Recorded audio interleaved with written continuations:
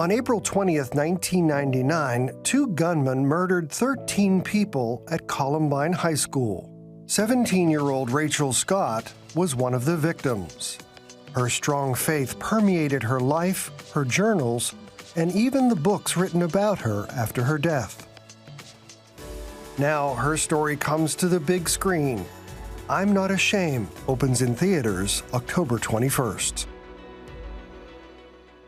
Please welcome to today's program the mother of Rachel Joy Scott, Beth Nimmo. Beth, it's good to have you here. Thank you, Terry. We were talking before the program about the pain of the loss of a child. It just sort of supersedes almost every other loss you can imagine in life. How did you contend with that? How did you deal with it? Well, there's just, there's no formula. There's no process. Everybody experiences grief and loss in their own way. It's just, there's no quick fix. Yeah. You know, it just takes a long time to get through that, and thankfully we had some purpose and direction, and of course the Lord that helped us move forward, but you can still feel that loss today. You still feel the pain of that today.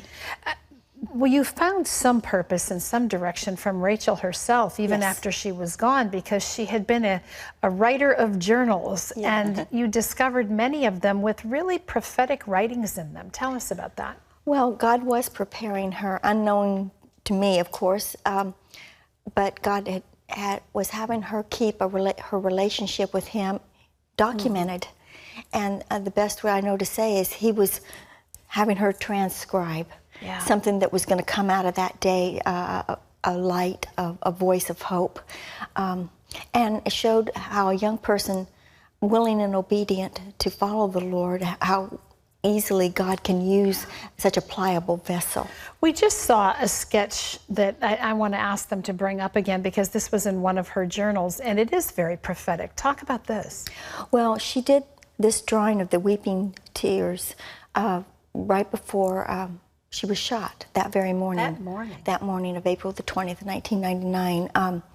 She sat in class and was drawing this, knowing little that in an hour or so time that she was going to be a victim of the teardrops. But she shows a stream of blood coming from the temple under the weeping eyes. And there's 13 teardrops, and Rachel was one of the victims of the 13. She was the first shot that day. Wow. When you saw the film, because it's been 17 years and a while since, I mean, you've tried to bring this all to fruition over the years, and today, or this hour, was the hour that God chose to do it. What was that like for you? Was it kind of like reliving this whole thing all over again? Oh, I had a lot of little emotional meltdowns. I am sure. Because it was hard to see in action. I didn't witness Rachel getting killed, you know? Yes. I didn't have to witness that. Yeah. But we needed to show that in the movie. And we needed to be as accurate to what happened that day as possible. So there were a couple of days I didn't go to the set. I didn't watch them shoot it. Yeah. And I only saw it after it had been reenacted. But even the family scenes, my hugging her, my touching her, those are very precious memories and moments, and they still impact me at a deep level. Why was it important to you to do this film? Well, there was so much emphasis given to the darkness of that day, what the shooters had planned, how meticulously they had planned this massacre.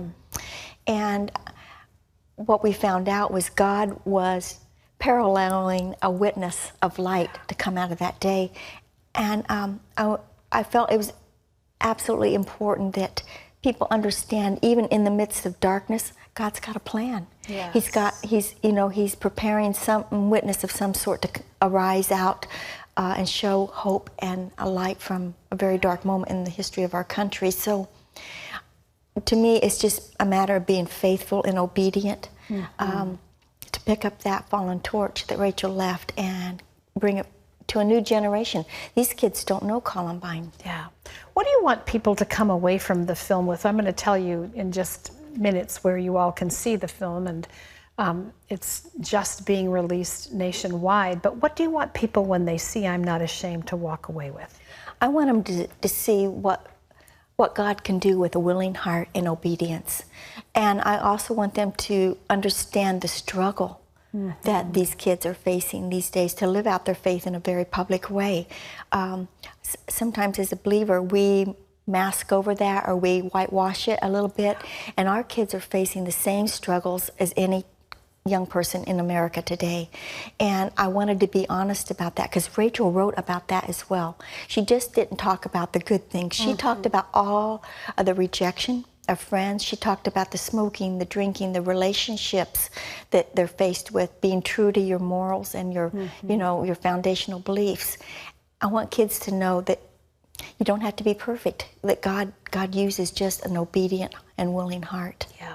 What about parents? What's the message for parents?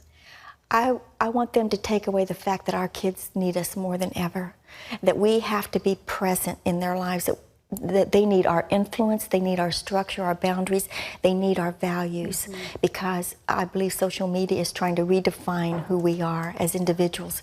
And kids get caught in that and they get stuck and they don't know how to get out of it because it surrounds them. You know, social media is so powerful today. You actually experienced some kickback from that in just the trailer being shown. YouTube refused to show it for a while, and then when they finally did, you got some really negative responses from some people. What do you make of that? Why? A lot of that comes from people who don't believe in God at any level. You know, they denied it. Your faith makes them angry. It does, because we are not, like Rachel said, I'm not ashamed. We're not apologizing for what she left with us to tell her story. So there's automatically repercussions from that, just from people that think that we are somehow benefiting from telling this story, which is so far removed from the truth. Yes, of course. There's no upside to this except God get the glory, and that a lot of lives are touched. As a woman of faith, was there a point in the beginning of all of this where you just looked at heaven and said, God, really? I mean, it can seem and feel so senseless. And in the midst of a child who was walking righteously, how did you contend with that? Well, I did feel anger. It was kind of a righteous anger, yes, Terry, because I prayed with my children every day before they left for school. We had family prayer, and I always pleaded the blood of Jesus over my children before they walked out that door. So I felt violated that the enemy could even touch them, you know, because I put a protection. I did it right. Yeah, exactly. And it wasn't until we saw the purpose God had for my two children to be in that loop of Columbine that day that I saw a greater purpose than just my comfort, my family, me, you know, and I had to see the big picture, and God was faithful to allow that to come to light. And faithful to his promise that Yes, what the enemy means for evil, he will work to good. Yes. Wow.